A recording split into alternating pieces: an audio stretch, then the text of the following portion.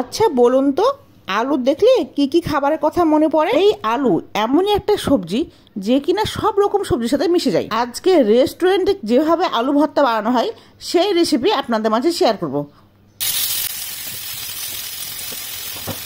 এখানে 3টা মাঝারি সাইজের আলু নিয়ে ভালোভাবে ধুয়ে নিয়ে এরপর মোটা মোটা করে স্লাইস করে নিয়েছি। রেস্টুরেন্টে কিন্তু আলু ভর্তা বানাতে গেলে চোচা সহই কিন্তু আলু ভর্তা বানানো হয়, আমি সেই ট্রেন্ডটাই ফলো করেছি। কড়াইতে তেল দিয়ে তেল গরম হয়ে আসলে স্লাইস করা আলুগুলো দিয়ে দিতে হবে। এরপর খুব সামান্য পরিমাণ লবণ, মরিচের গুঁড়া এবং হলুদের গুঁড়া দিতে হবে। এরপর 2 থেকে 5 মিনিট উল্টে পাল্টে দিয়ে ভেজে নিতে হবে সবগুলো আলু। কিন্তু আমার ভীষণ পছন্দের সবজি।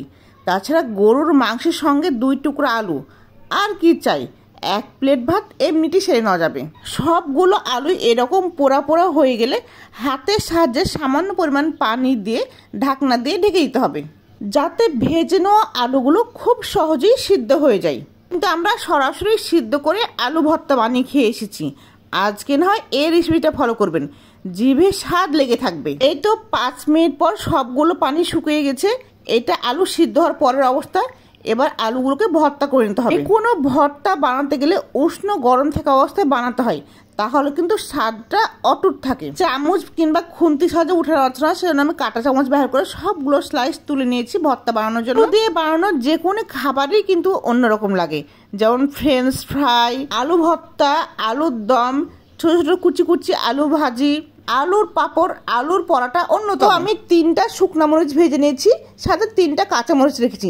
রেস্টুরেন্টে কিন্তু কাঁচামরিচ শুকনো মরিচ দুটোই ব্যবহার করে। একটা মাঝারি সাইজের পেঁয়াজ কুচি করে নিয়েছি।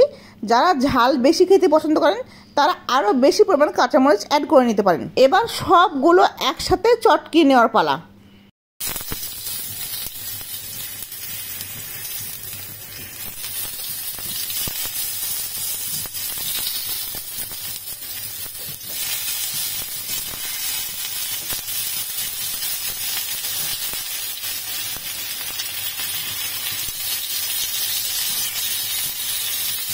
তো আমার সবগুলো আলু পিষে নেওয়া হয়ে গেছে।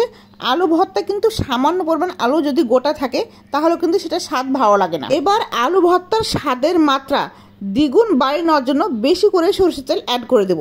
আমি আলু স্লাইসগুলো ভাজার সময় কিন্তু সয়াবিন তেল দিয়েছিলাম, আপনারা চাইলে সরিষার তেল দিতে পারেন। এরপর সবগুলো আলু ভর্তা ভালোভাবে মিশিয়ে নিতে হবে। চাইলে এখানে আপনারা ধনিয়া পাতা অ্যাড করে নিতে পারেন। বর্ষাকালে বৃষ্টির দিনে 1 প্লেট খিচুড়ি, 1 স্লাইস আমের আচার আর আলু ভর্তা, আর কি লাগে। ব্লগটি কেমন লাগলো অবশ্যই কমেন্টে জানিয়ে যাবেন। আল্লাহ হাফেজ সবাইকে। আসসালামু আলাইকুম।